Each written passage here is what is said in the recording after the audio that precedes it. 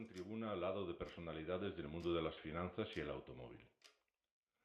Les ampliamos ahora la noticia con la que abríamos el noticiario y que tiene ya conmocionada a toda la ciudad. La muerte de Francisco José Bermejo, director de la sucursal del Banco Principal, situada en la calle Real y cuyo cadáver ha sido hallado esta mañana por su secretaria cuando se dirigía a su puesto de trabajo.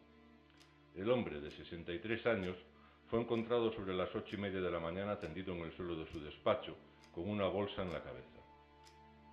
Hasta el lugar de los hechos se han desplazado ya numerosas dotaciones.